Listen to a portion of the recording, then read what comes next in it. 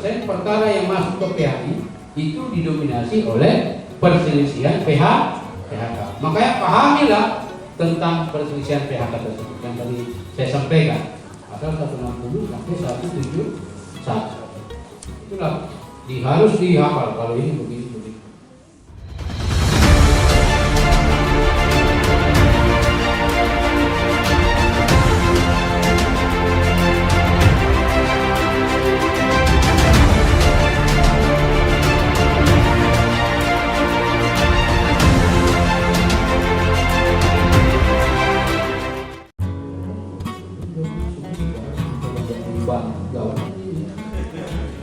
Dua kali ketentuan aja kan putusan pengadilan.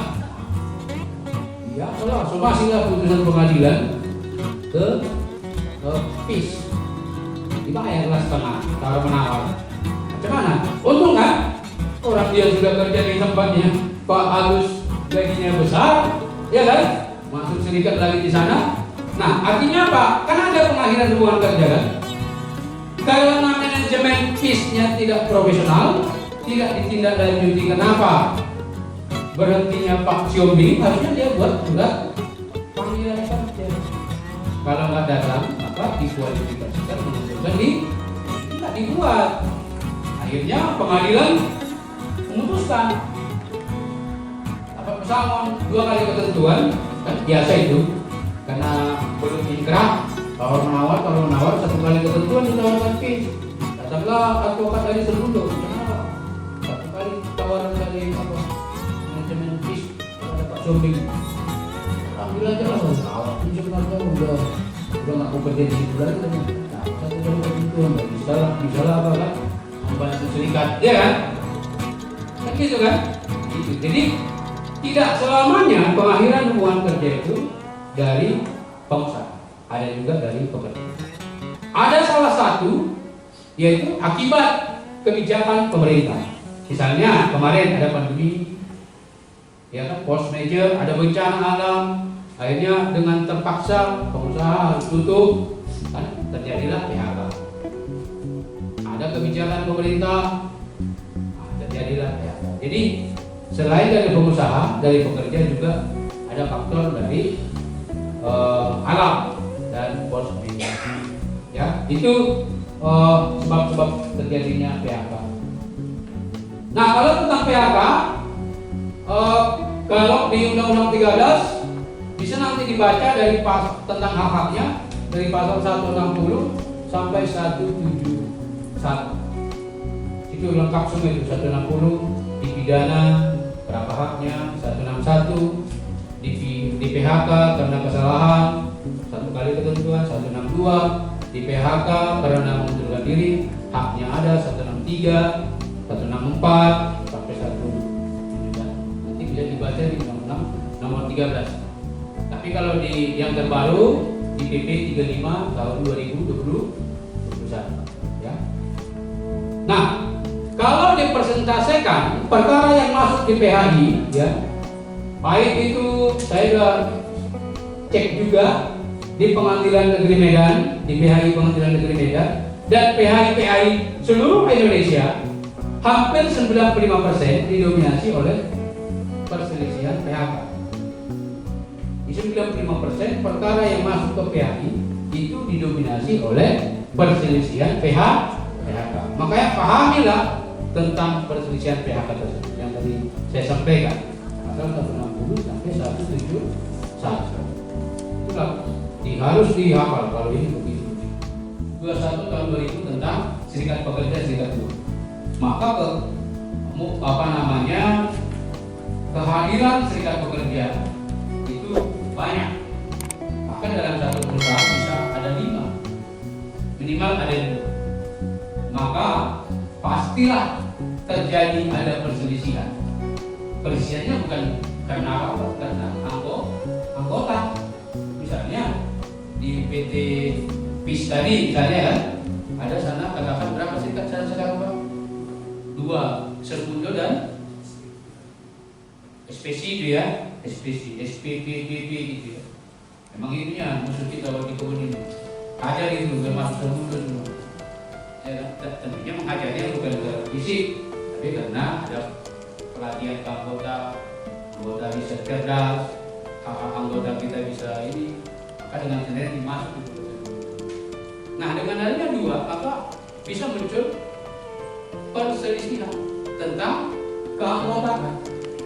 Biasa gini, SPC masih menganggap anggota yang telah keluar dari SPC dan masuk ke Serbundo, dia masih menganggap adalah anggota. Kan begitu kan? Untuk memutuskan sahnya keanggotaan tersebut, kan nggak bisa masuk anggota, maka harus melalui pengadilan. Karena pengadilan nanti memeriksa bukti. Saudara bilang anggota, mana buktinya? Mana formulir? Kemudian Serbundo, saudara bilang anggota, mana formulirnya? Mana surat pengunduran diri dari serikat sebelumnya? Kan itu konsekuensi logisnya. Kalau ada pengunduran diri dari serikat buruh sebelumnya, maka yang sah adalah serikat buruh yang mana? Tapi kan kalau di sesama SPC sama Serbundo yang gontok-gontok kan bisa adu fisik kan? Jadi kalau sudah sampai ke pengadilan, maka itu menjadi kekuatan hukum. Apalagi khusus untuk perselisihan antar SPSB ini, putusan pengadilan tingkat pertama itu langsung final dan mengikat, nggak ada kasasinya. Tapi ini jarang sekali masuk ke pengadilan karena tidak ada berhubungan dengan nominal uang. Kayak persoalan klaim keanggotaan itu kadang-kadang main apa gitu kan? Oh, kok bilang anggotamu, mana buktinya? Kan gitu kan? Ini buktinya, dia mengundurkan diri. Barulah bisa cos ke perusahaan. Perusahaan kan nggak mau kalau masih ribut kan? Paling tidak adalah disnaker yang menengahi kan begitu biasanya. Oh, sekarang di disnaker itu sudah selesai. Itulah 4 perselisihan yang yang sering diperselisihkan dalam pengadilan hubungan industrial. Yang pertama dari perselisihan hak, yang kedua perselisihan kepentingan, yang ketiga perselisihan PHK, dan terakhir yang keempat perselisihan antar SPSB dalam satu perusahaan. Ingat ya, dalam satu perusahaan, bukan dalam satu kabupaten kota, Taptek misalnya. Beda itu bukan ranahnya PHI, itu udah ranahnya perdata. Karena udah nanti berhubungan dengan SK. Kalau kepengurusan kan tingkat kabupaten kota kan SK, kan gitu kan? Tapi kalau tingkat perusahaan keanggotaan, ini yang diperselisihkan di PHI hanya dalam satu perusahaan. Nah, setelah tadi perselisihan ada 4 dan merupakan kewenangan PHI, sekarang masuk kita ke hak normatif. Hak normatif pekerja atau buruh kita kelompokkan di sini ada 4 kelompok. Ada 4 kelompok. Yang pertama yang bersifat ekonomis, yang berhubungan dengan upah atau gaji, ya, atau nominal, salary, THR, tunjangan tetap, bonus yang sudah ada diatur dalam peraturan perusahaan maupun PKB atau dalam perjanjian. Kalau yang bersifat politis ini diatur dalam Undang-Undang 21 tahun 2000 tentang serikat pekerja, serikat buruh. Ini berkaitan dengan kebebasan berserikat, membentuk, menjadi atau tidak menjadi anggota serikat pekerja, serikat buruh, dan hak untuk melaksanakan mogok kerja. Nah, ini hebatnya Undang-Undang 21 tahun 2000 ini. Jadi mogok kerja itu adalah hak dasar, hak yang dilindungi oleh undang-undang sepanjang dilakukan sesuai dengan ketentuan perundangan yang berlaku. Jangan sesuka hati, kami mogok ini katanya, tapi pemberitahuan aksinya semalam baru dikasih tahu, langsung kan jelas itu 7 hari sebelum pelaksanaan mogok kerja sudah diberitahukan ke instansi terkait. Terkait itu apa? Ketenagakerjaan, ya kan, 7 hari. Tapi harus dilatar belakangi mogok kerja tersebut akibat gagalnya perundingan. Jangan nanti nggak ada gagal perundingan mogok kerja. Itulah nanti tidak memenuhi syarat-syarat sahnya mogok kerja. Tapi yakinlah, kalau misalnya gagal perundingan, lakukan mogok kerja, ada pemberitahuan, maka nanti kalau sampai ke pengadilan pun itu mogok kerjanya sah, maka hak-haknya tidak akan hilang. Itu mungkin nanti harus lebih spesifik nanti dipelajari tentang tata cara melaksanakan mogok kerja yang sah. Ya pasti mau gagal perundingan lah, misalnya ada hal yang sifatnya prinsip perusahaan. Gagal perundingan itu bukan karena harus ada perundingan. Gagal perundingan artinya 2 kali surat dari PB ya, pimpinan basis ke perusahaan menyurati, tidak direspon, dan sudah ada di surat tersebut jadwal perundingan, tidak direspon 2 kali, ya udah itu dikategorikan gagal perunding. Dibuktikan apa? Ada 2 kali surat. Nah gitu. Jadi bukan nunggu-nunggu harus berunding dulu, ini belum gagal ini. Sampai kapan melakukan mogok kerja? Nah itu artinya tentang gagalnya perundingan. Nah itu diatur di Undang-Undang 21 tahun 2000, Undang-Undang 21 tahun 2000. Tentang kebebasan ini lebih spesifik nanti di pasal 28 Undang-Undang nomor 21 tahun 2000. Di situ yang ada hak imunitas itu. Dilarang memutasi, dilarang mengintimidasi, dilarang mem-PHK. Dan itu ada sanksi pidananya pasal 185, junto 185 Undang-Undang 13 tahun 2000 tentang cyber bullying. Kemudian di Undang-Undang 11 juga ini tetap diatur tentang kebebasan berserikat ini.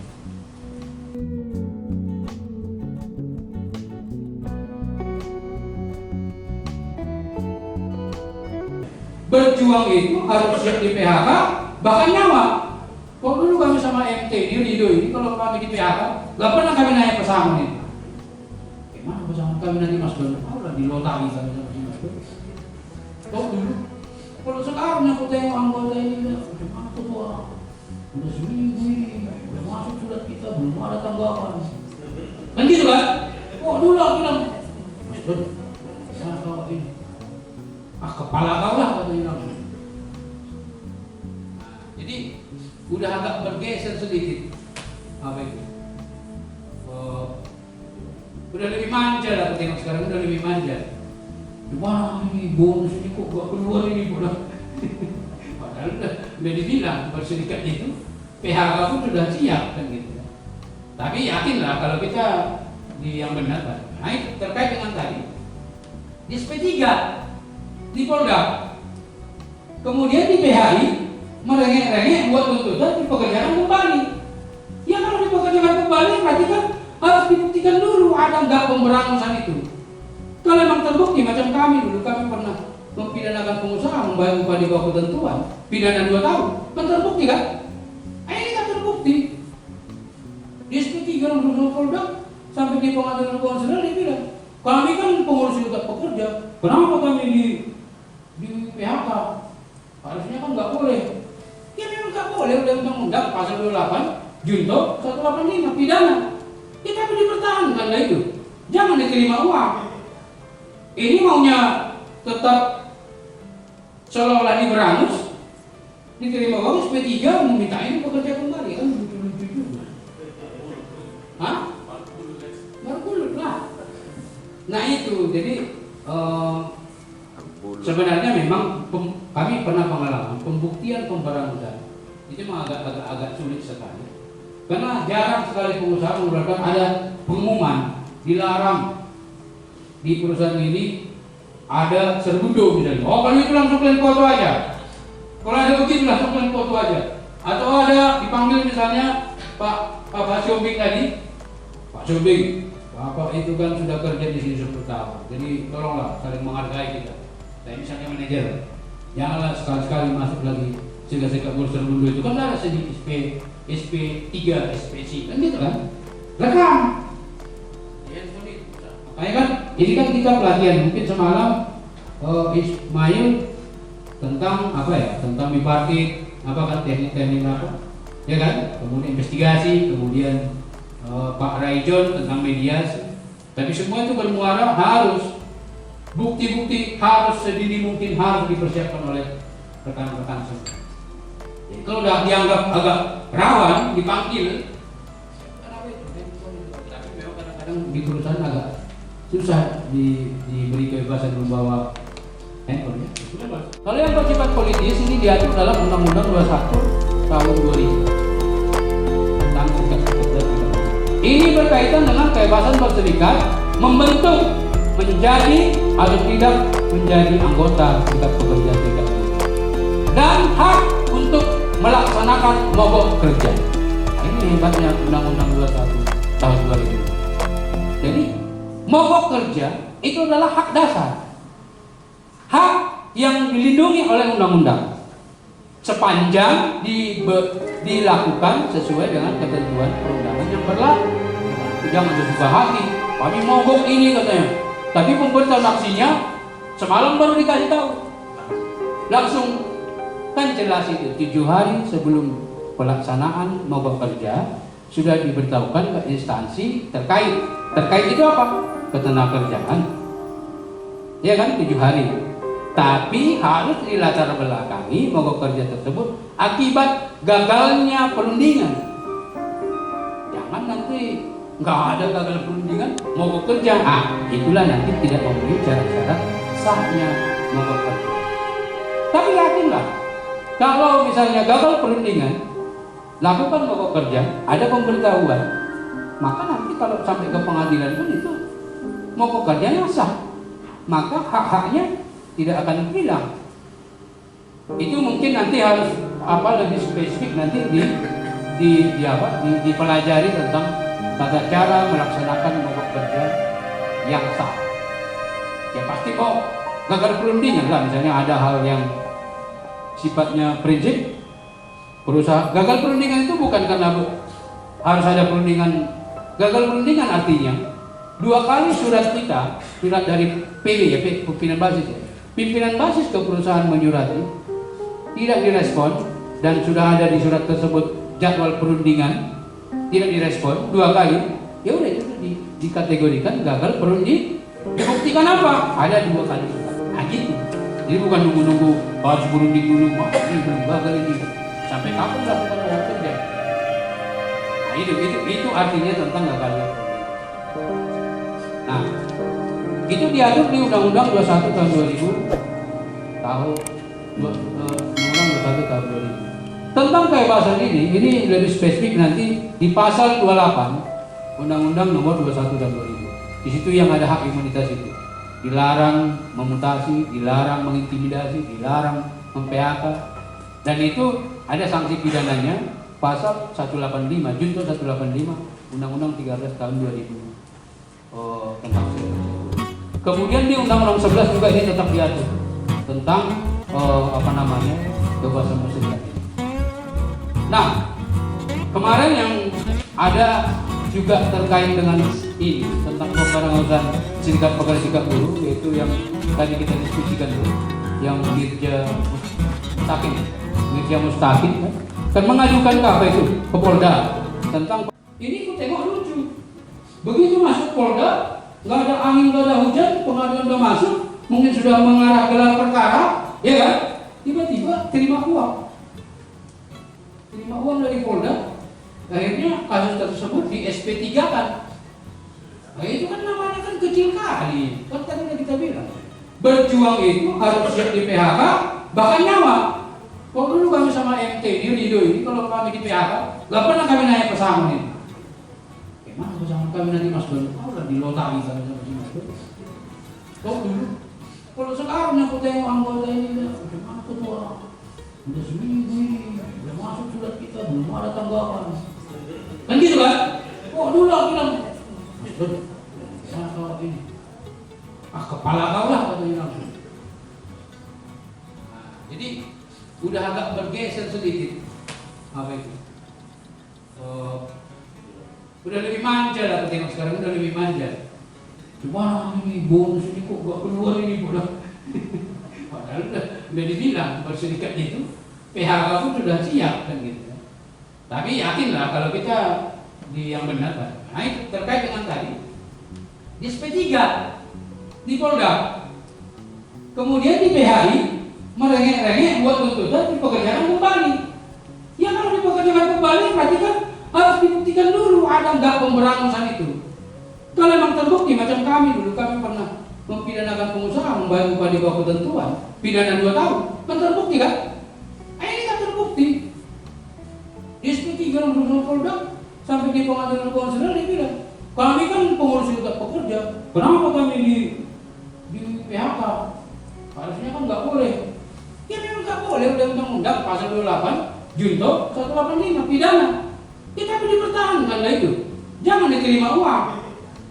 Ini maunya tetap seolah-olah diberangus, diterima uang SP3 meminta ini bekerja kembali, kan lucu-lucu juga. Hah? Bergulut lah. Nah itu, jadi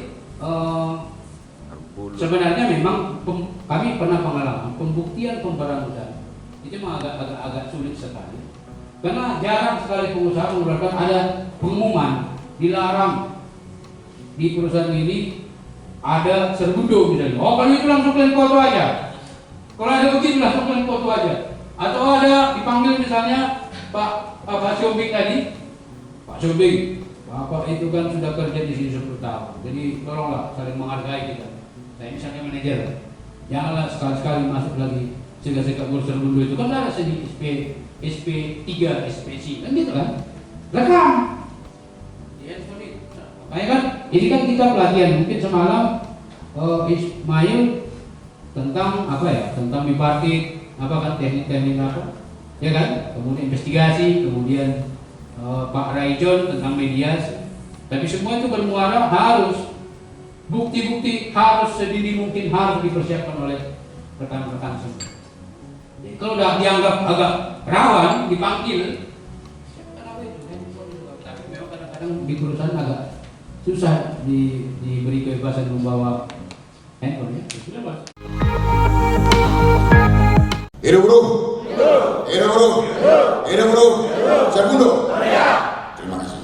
Federasi Serikat Buruh Perkebunan Indonesia. Jangan lupa like, share, comment, and subscribe. Merdeka!